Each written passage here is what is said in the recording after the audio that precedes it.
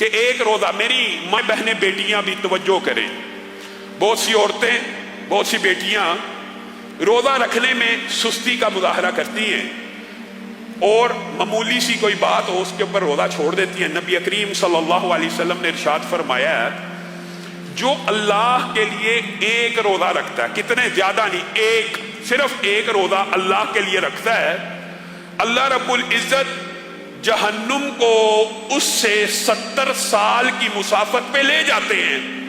اب یہ جو روزہ رکھتا ہے اس کے بارے میں محدثین نے پہلی بات یہ، اس حدیث کو امام البانی نے صحیح کہا ہے، اور یہ جو حدیث ہے کیا یہ فردی روزے کے بارے میں؟ یہ حدیث ایک عام نفلی روزے کے بارے میں ہے۔ ایک بندہ سال میں کسی بھی وقت، ہماری مائیں بہنیں بیٹیاں کسی بھی وقت روزہ رکھیں گی، ایک روزہ، صرف ایک روزہ، اللہ نے مجھ سے اور آپ سے یہ وعدہ کیا ہے نبی کریم صلی اللہ علیہ وسلم کے ذریعے سے۔ آپ کی عمر 40 برس ہے، آپ کی عمر 70 برس ہے، آپ کی عمر 30 برس ہے، خود کیلکولیشن کر لیجئے، اس کا اور جہنم کے مابین 70 سال کی مسافت طے ہو جاتی ہے۔ اگر نفلی روزے کا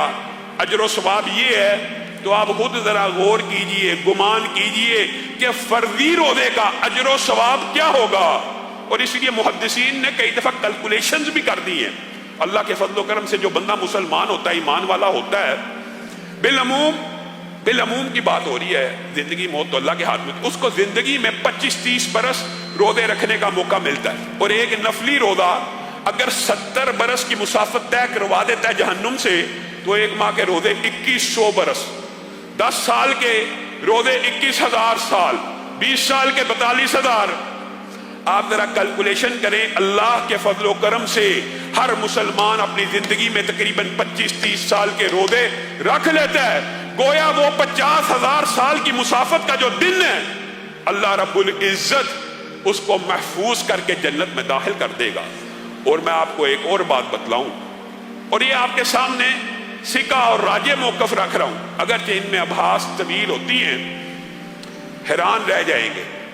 آپ نے یہ حدیث سنی ہوگی نا کہ کل قیامت کے دن مفلس وہ ہے جو آتا ہے بڑی نیکیوں کے ساتھ بانٹی جاتی ہے، آپ نے یہ حدیث سنی ہے، اس کی نیکیاں